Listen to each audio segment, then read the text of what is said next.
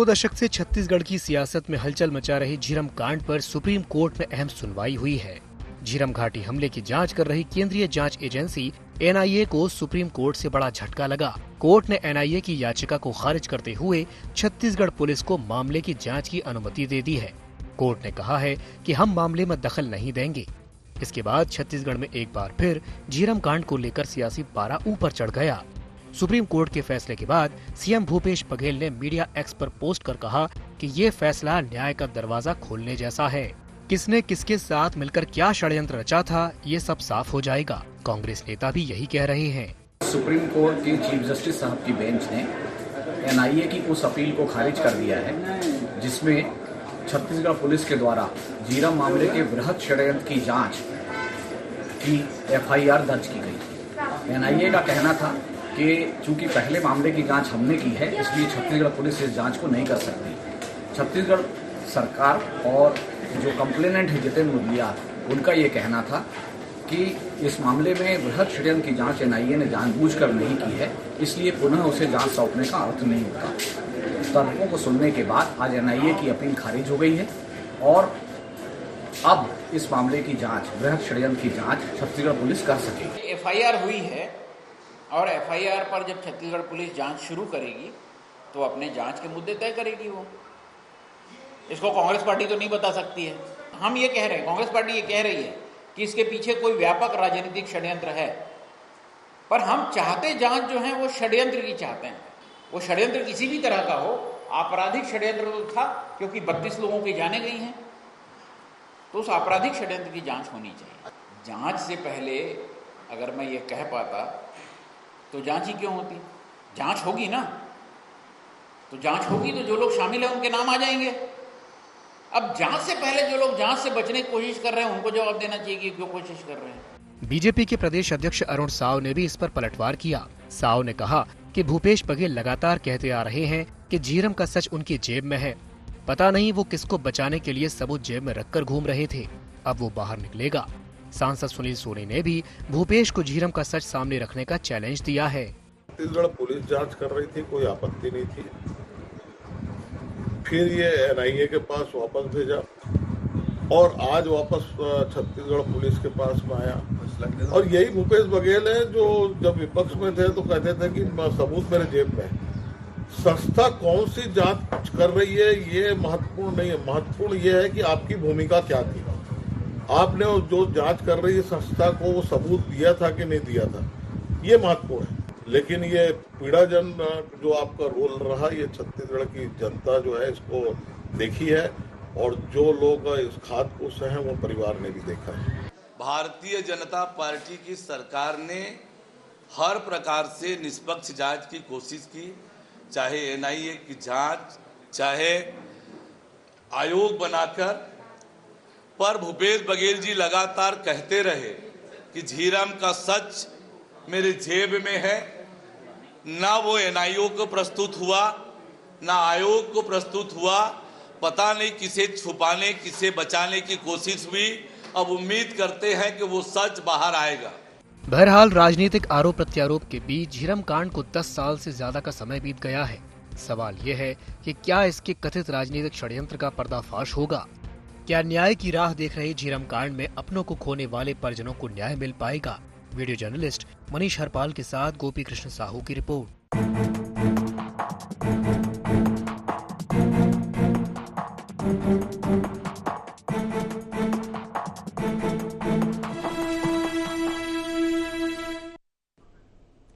नमस्कार, जय जोहार, गुहार। छत्तीसगढ़ में आप सभी का स्वागत है। मैं हूं आपके साथ दिव्यांशु जोशी। चर्चा को विस्तार देंगे, लेकिन उससे पहले जान लेते हैं क्या है आज के गुहार पॉइंट्स। झीरम कांड पर सुप्रीम कोर्ट के फैसले से कितनी बदलेगी सियासत? छत्तीसगढ़ पुलिस के हाथ केस आने के बाद क्या आएगी जांच में तेजी?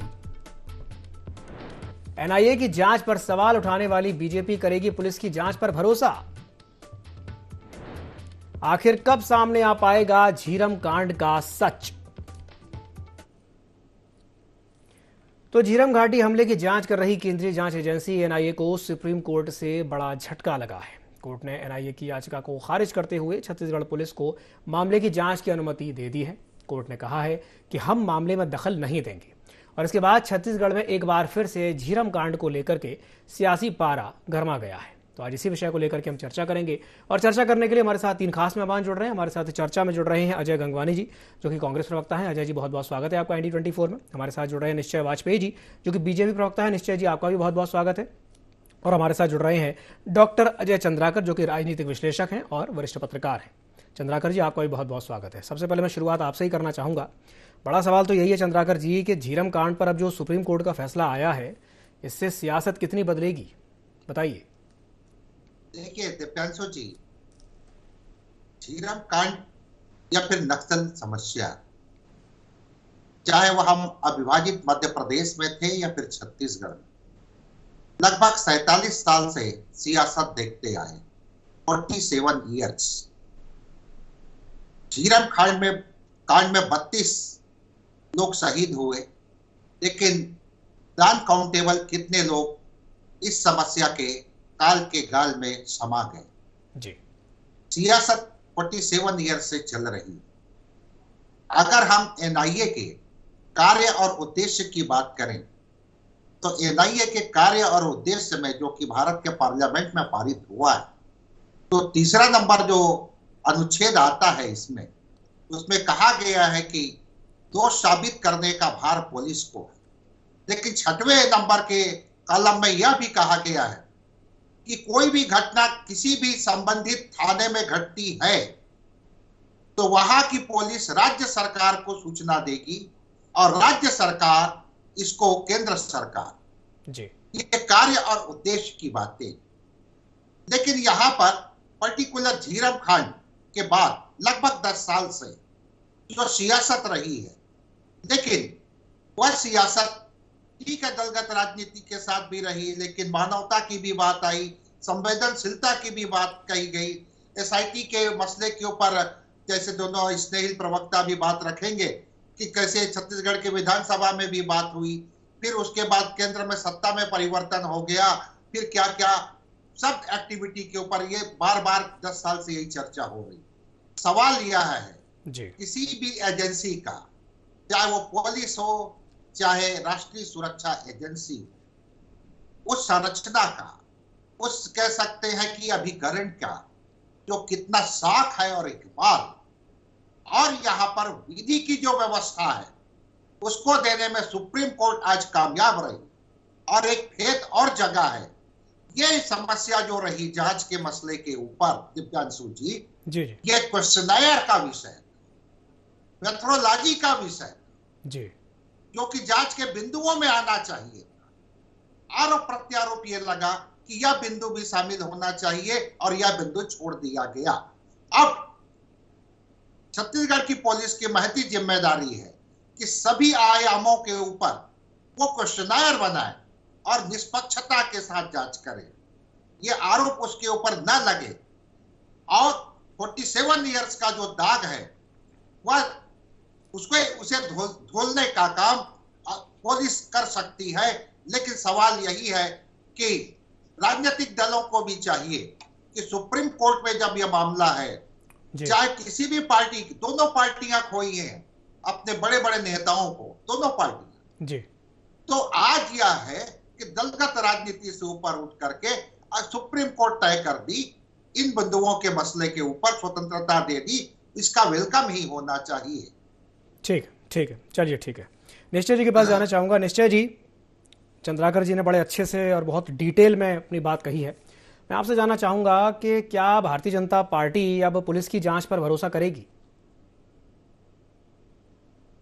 कहूँगा कि अब हमारी उम्मीद है कम से कम कि भूपेश बघेल जी सहयोग करेंगे जांच में, क्योंकि वो पिछले 10 साल से अपने जेब में सबूत लेके घूम रहे हैं, लेकिन किसी को दे नहीं रहे थे।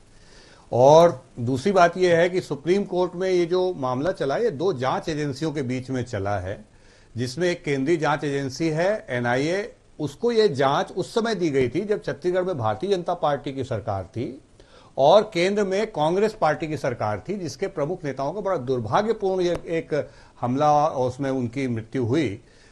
तो NIA जो है उस समय कांग्रेस की केंद्र में सरकार थी, NIA एजेंसी को जांच दी गई थी और लगभग उसके बाद 1 साल तक कांग्रेस की सरकार रही। NIA के पास इस तरीके का कोई सबूत नहीं पहुंचा अगर आप वो प्रिलिमिनरी रिपोर्ट को देखेंगे, लेकिन भूपेश बघेल जी तत्काल उस समय से लगातार बोलते रहे कि उनके जेब में सबूत है। दूसरी बात यह है कि वो एक जंगल का स्थान था जो जहां पे अन्य कोई लोग नहीं थे, हमलावर लोग थे और ये काफिला था। इसमें नंद कुमार पटेल जी, स्वर्गीय नंद कुमार पटेल जी, उनके चिरंजीव स्वर्गीय दिनेश पटेल जी और कवासी लखमा जी एक ही गाड़ी में थे जी।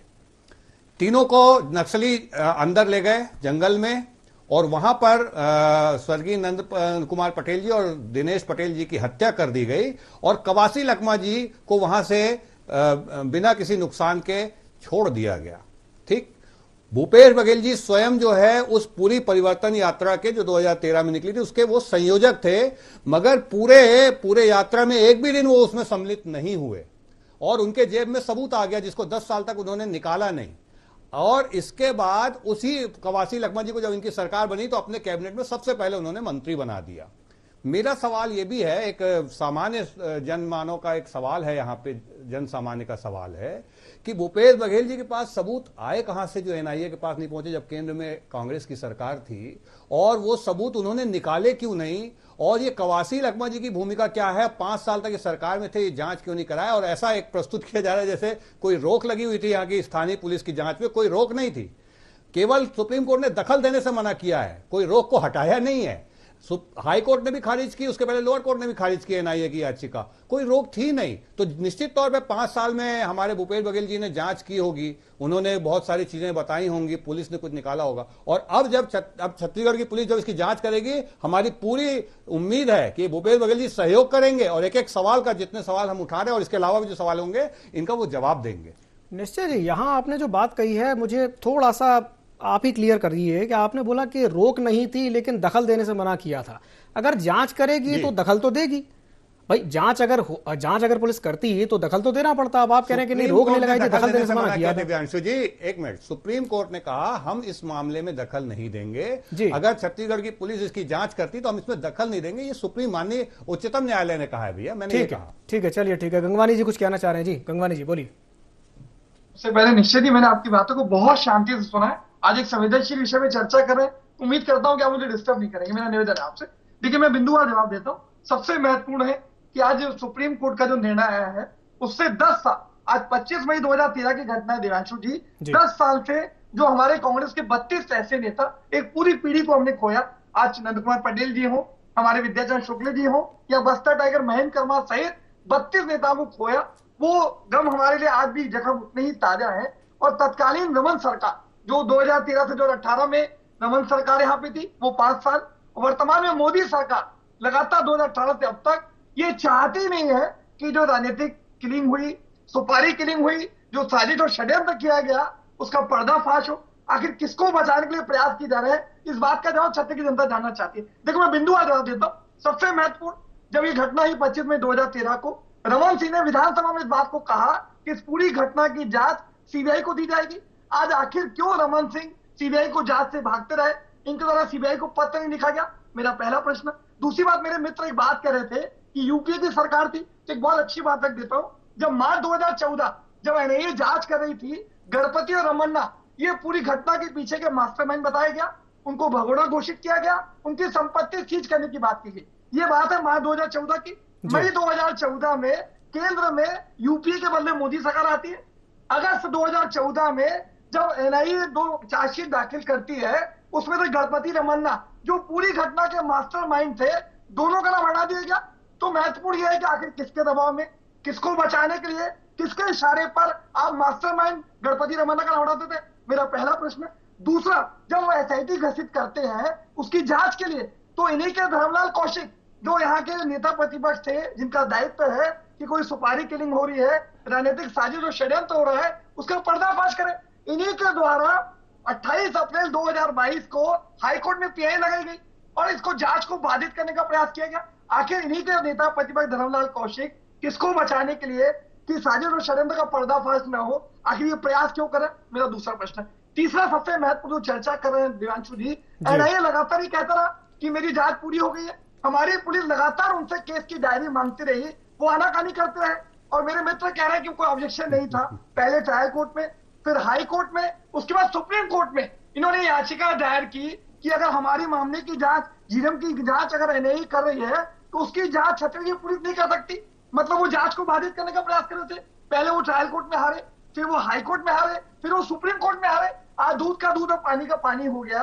आज हमारी छत्तीसगढ़ पुलिस, सबसे महत्वपूर्ण एनआईए ने जो जांच की, जो साजिश और षड्यंत्र था, आपको बता दूं, वहां पे शिव सिंह ठाकुर, सुरेश शर्मा जी, शिवनारायण द्विवेदी, ऐसे व्यक्ति, दौलत अरोड़ा, जो घटना के समय मौजूद थे, उनसे एनआईए ने बयान तक लेने की जरूरत नहीं समझी। सबसे पहले बस्तर टाइगर जो महेंद्र कर्मा थी, उनकी पुत्री तुलिका कर्मा घटनास्थल पर पहुंचती है। एनआईए ने उनसे कोई जांच नहीं की, कोई प्रश्न नहीं किया, कोई बयान नहीं लिया। घटना के 3 दिन के बाद भी दिव्यांशु जी, विद्याचरण शुक्ल जी के, अन्य नेताओं के वहां पे चश्मे, मोबाइल, अन्य व्यक्तिगत सामान मिलते हैं। तो ये दिख रहा था कि एनआईए जो है जांच के नाम पे खाना पूर्ति करती रही। आज जो साजिश और सुपारी किलिंग के प्रयास किया गया था, उस एंगल में जांच नहीं की। ठीक है, तो गंगवानी जी आपका कहना यह है कि जांच ठीक से हुई ही नहीं है, एनआईए ने अपना काम ठीक से किया ही नहीं। चलिए ठीक है, ठीक है, ठीक है। निश्चय जी से मैं एक तीन प्रश्न मेरे 10 सेकंड आखिरी 3 प्रश्न है जी, जल्दी से बात करिए। को जांच करिए सबसे पहला, गणपति और रमन्ना का नाम किसके दबाव में हटाते हैं? दूसरा, ठीक है, धर्मलाल कौशिक आखिर क्यों पीआई लगा के किसको बचाने के लिए झीरम की साजिश और षड्यंत्र को बाधित करे? इस 3 प्रश्न के जवाब दे दें, छत्तीसगढ़ जनता समझ जाएगी दिव्यांशु जी। ठीक है, ठीक है। निश्चय जी जवाब दीजिए उनके एक एक प्रश्न का सिलसिला। पहली चीज ये है कि मैं तो ये भी खुलासा कर दें, इनके जेब में तो कोई सबूत नहीं है, जितने कॉन्फिडेंस से ये बोल रहे हैं चीजों को। अरे दिव्यांशु जी, एनआईए की जांच सुनिए ना, आपको मिलेगा समय भाई, शांत रहो। एनआईए की जांच जब शुरू हुई, मैंने इनसे कहा 1 वर्ष का समय, जिस समय छत्तीसगढ़ के इतने प्रमुख कांग्रेसी नेताओं की हत्या हुई थी, इतने सारे प्रमुख नेता, एक तरीके से एक पूरी पीढ़ी की हत्या होती है, और राहुल गांधी जी स्वयं आके बैठते हैं, इनको ध्यान होगा, मनमोहन सिंह जी स्वयं आते हैं, प्रधानमंत्री जी आते हैं उस घटना के बाद, और 1 वर्ष के समय में एनआईए जो है, ये गंगवानी जी जो भी कहना चाह रहे हैं कि एनआईए ने कोई काम नहीं किया, सुनिए, अरे दिव्यांशु जी देखिए, मैं तो डिस्टर्ब नहीं कर रहा हूं ना। अब इनको ये जो हड़बड़ा रहे हैं, मैं इनसे जो सवाल मैंने पूछ रहे कि आप 2022 में याचिका लगाते हैं, 2018 में आपका मुख्यमंत्री बनता है भाई, 2018 में आपका मुख्यमंत्री बनता है, जो बोलता है मैं जेल में सबूत लेके घूम रहा हूँ और रोक। मेरे 3 प्रश्नों, ठीक है, ठीक है, दिव्यांशु जी, मेरा आग्रह है जवाब देंगे, समय दें, वो बिना डिस्टर्बेंस का दें। लेकिन उससे पहले मैं एक बात कहना चाहूंगा, निश्चय जी और गंगवानी जी आपसे भी, क्योंकि विषय थोड़ा सा संवेदनशील है। झीरम कांड की जब भी हम बात करते हैं, जब भी याद करते हैं, तो दुखद यादें उससे जुड़ी हुई। मैं चाहूंगा कि पूरी संवेदनशीलता के साथ और पूरे फैक्ट्स के साथ गंगवानी जी को समझना चाहिए। जी जी, थोड़ा सा आप भी समझ लीजिए, वो भी समझेंगे। ये देखिए, ये तय करेंगे आप, ये तय करेंगे। ये दिक्कत है, सवाल जब आ रहा है ना दिव्यांशु जी, सवाल आ रहा है तो इनकी दिक्कत बढ़ रही है। ठीक है, ठीक है, ठीक है, चलिए ठीक है, कौशिक क्यों पीआई लगा रहे हैं बता दीजिए ना, क्यों बाधित कर रहा था बता दीजिए। ठीक है, दूध का दूध पानी का पानी था निश्चय। भाई दिव्यांशु जी, या तो इनकी आवाज बंद कर दीजिए प्लीज, मुझे मेरी बात बोल लेने दीजिए, समय खत्म। ठीक है, आप अपनी बात पूरी कीजिए। जी बोलिए, बोलिए। मेरा निवेदन ये है कि जिस परिवर्तन यात्रा के संयोजक भूपेश बघेल जी थे, वो उस यात्रा में एक भी दिन नहीं गए थे। उनके जेब में सबूत आ गए थे, जो 1 वर्ष तक कांग्रेस की केंद्र में सरकार होने के बाद भी एनआईए के पास नहीं पहुंचे, जैसा इन लोगों का दावा है। एनआईए ने कोई काम नहीं किया। ये 2018 से मुख्यमंत्री थे और कोई रोक नहीं लगी, छत्तीसगढ़ की पुलिस की जांच पे कोई रोक नहीं लगी है। केवल जो है ये एनआईए ने अगर कहीं याचिका रखी है, एक जांच एजेंसी ने याचिका रखी जिसको कोर्ट ने नहीं माना है, तो उसमें समस्या कहां है? अगर आपकी रोक नहीं लगी है तो वो सबूत जो आपके जेब में थे, आप मुख्यमंत्री थे, वो निकाल के आपने बाहर क्यों नहीं लाए? ये बड़ा छोटा सा सवाल है। और इसके साथ साथ आपने जिनको कैबिनेट मंत्री बनाया, वो कैबिनेट मंत्री नंद कुमार पटेल जी और स्वर्गीय दिनेश पटेल जी के साथ में थे। 2 नेताओं की हत्या होती है, और आपने उनका बयान लिया है क्या? 2018 से आपने मंत्री बना के रखा कैबिनेट का, आपने उनका बयान लिया क्या भैया? छत्तीसगढ़ पुलिस ने बयान लिया है क्या? कोई रोक नहीं थी, और आज भी रोक नहीं है। सुनिए, आज भी रोक नहीं है। कोई बयान लिया क्या? इनको बताना चाहिए, जवाब देना चाहिए। 2022 की याचिका की बात कर रहे हैं, 2018 से आप मुख्यमंत्री हैं। आपने, अगर आप संवेदनशील हैं इस मुद्दे में, आप केवल राजनीति नहीं करना चाहते, आप केवल दोषारोपण की राजनीति नहीं करना चाहते, आप जनता को भटकाना नहीं चाहते, तो आप बताइए, आपका दायित्व है, कानून व्यवस्था का आपका दायित्व, आप सूबे के मुखिया हैं, आप प्रदेश के मुखिया हैं। आपने क्या कवासी लखमा का बयान लिया कि वो किन परिस्थितियों में वहां से आए? ये इतने प्रकार की बातें कर रहे हैं, इनकी कुल नियत ये है कि ये केवल राजनीति कर लें और यहां बड़ी बड़ी बातें कर रहे हैं। एनआईए जांच एजेंसी है, छत्तीसगढ़ पुलिस जांच एजेंसी है, आप लोग को जाना पड़ेगा वहां पे और जा करके इन प्रश्नों का जवाब देना पड़ेगा और हमारी अपेक्षा है कि आप सहयोग करेंगे। ये सारे लोग सहयोग करेंगे जो यहां पे भी प्रवक्ता बन के फैसले देने की स्थिति में, इनको भी जो है ना जवाब देना चाहिए वहां जाके जांच एजेंसी में कि ये कैसे किस आधार पर ये बातें कर रहे हैं। चलिए ठीक है, गंगवानी जी आप बोलिए। ठीक है, देखिए 3 चीजें महत्वपूर्ण है। आपने मेरे मित्र से 3 बार प्रश्न पूछा, भैया एनआईए की जांच क्यों बाधित करी थी? पहला, सीबीआई को रमन सिंह क्यों नहीं सौंपता? दूसरा, बाधित कर रहा था भाई, एनआईए की जांच कोई बाधित नहीं कर रहा था, कांग्रेस की सरकार थी, कांग्रेस की एजेंसी थी। निश्चय जी, अब उनकी बात सुन लीजिए, उनकी भी बात सुन लीजिए। बाधित कर रहे थे, राहुल गांधी जी बाधित कर रहे थे क्या? प्रधानमंत्री जी बाधित कर रहे थे क्या? अरे निश्चय जी, अब आप उनको तो बाधित मत कीजिए। बाधित कर रहे थे, मनमोहन सिंह जी बाधित कर रहे थे क्या? आप क्या बोलना चाहते हैं? 1 साल का समय कोई कम होता है क्या? इतने बड़े नेता जो गए, समय कम पड़ गया था आपको। उस समय किसी ने बाधित किया या नहीं, लेकिन आप अभी जरूर बाधित कर रहे हैं उनकी बात तो पूरी हो जानी चाहिए। समय कम होता है। जी बोलिए गंगवानी जी, बोलिए। हो गया, बौखलाहट खत्म हो गया तो मैं बात करूं निश्चय जी, फैक्ट्स के साथ बात रखिए। नहीं, आपको तो सारे सवालों का जवाब आपको देना है वहां पे, वही हम चाह रहे हैं आप सहयोग करें। हम तो चाहते हैं आप लोग सहयोग करें, आप लोग के पास सबूत है ना, सबूत है ना। अरे यार बंद करिए ऐसे। ठीक है, चलिए जी, गंगवानी जी बोलिए। देखिए महत्वपूर्ण ये है कि स्पष्ट है, आप 1 साल की हमारी बात कर रहे हैं, 2018 से 23 तक आपकी सरकार है, क्या करिए 5 साल से केंद्र की मोदी सरकार। दूसरा देखिए, नार्को सिटी की बात कर रहे हैं, हमारे कवासी लखमाजी ने जांच करा रहे हैं। निश्चय जी, उनकी बात तो पूरी हो जाने दीजिए। ये कहाँ पे रोक लगी? छत्तीसगढ़ पुलिस की जांच पे कहाँ पे रोक लगी बताइए गंगवानी जी। चैनल पे दिवांशु जी आपकी जिम्मेदारी है। गंगवानी जी,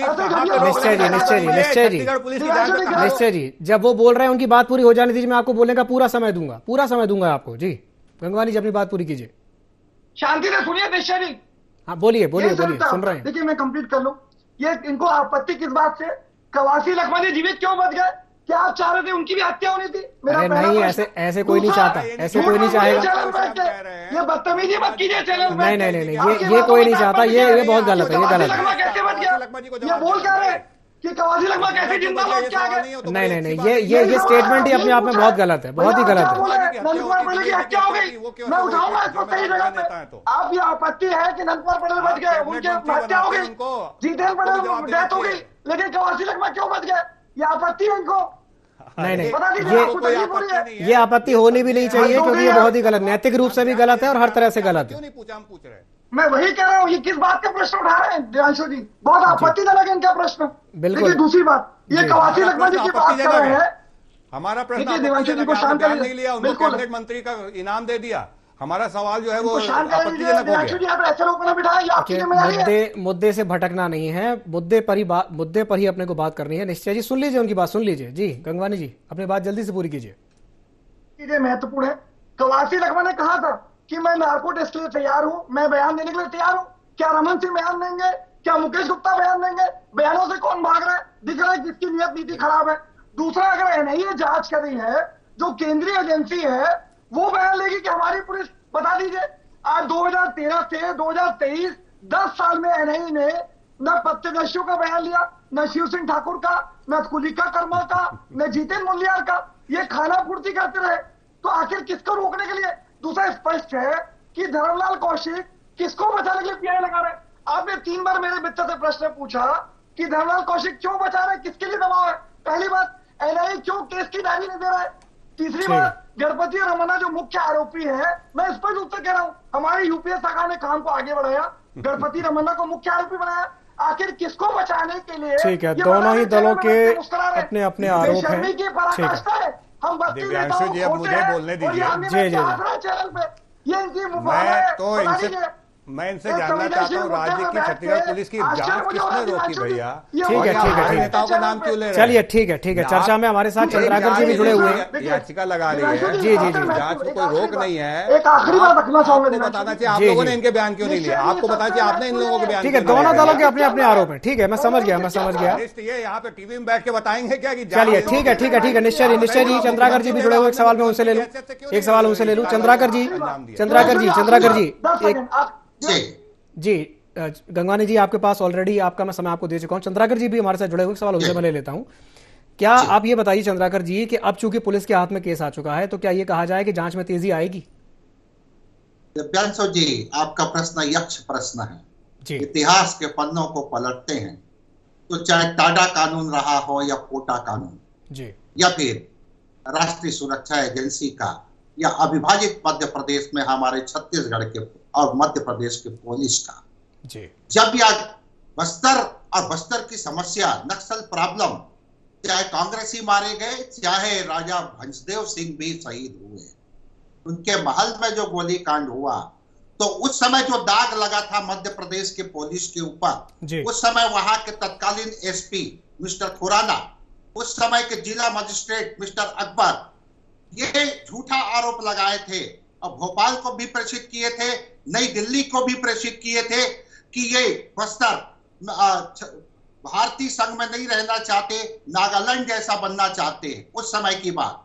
लेकिन आज छत्तीसगढ़ पुलिस को भी अपने इतिहास के पन्नों को पलट करके निष्कलंक होने का अवसर सुप्रीम कोर्ट प्रदान किया है। और यहाँ पर वो निष्पक्ष होकर के जांच करते, सभी मेथोडोलॉजी को अपनाते हुए, तो निश्चित रूप से यहाँ जो दोषी है उनको वो पकड़ सकते हैं, दोषियों को पकड़ पाएंगे और सच सामने आ पाएगा। एक अवसर है, नहीं तो फिर जो पुराना रूटीन रहा है आरोप प्रत्यारोप का, किसी भी बिल्कुल इट्स अ गोल्डन अपॉर्चुनिटी, एक स्वर्णिम मौका आया है। आपने बिल्कुल सही कहा चंद्राकर जी, बहुत बहुत धन्यवाद आप तीनों मेहमानों को हमारे साथ जुड़ने के लिए और चर्चा में शामिल होने के लिए। समय की बाध्यता के चलते मैं इस चर्चा को यहीं समाप्त करना चाहूंगा। राजनीतिक आरोप प्रत्यारोप तो चलिए ठीक है, अपनी जगह है, लेकिन झीरम कांड जो कि 25 मई 2013 को हुआ था, 10 साल से ज़्यादा का समय बीत चुका है। बड़ा सवाल तो ये है कि क्या इसके जो कथित राजनीतिक षड्यंत्र है, जो ये कहा जा रहा है, क्या इसका पर्दाफाश हो पाएगा? क्या न्याय की राह देख रहे झीरम कांड में अपनों को खोने वाले परिजनों को न्याय मिल पाएगा? ये तो आने वाला समय ही बताएगा। गुहार छत्तीसगढ़ में फिलहाल के लिए इतना ही। मुझे दीजिए इजाज़त और आप बने रहिए ND24 के साथ। नमस्कार।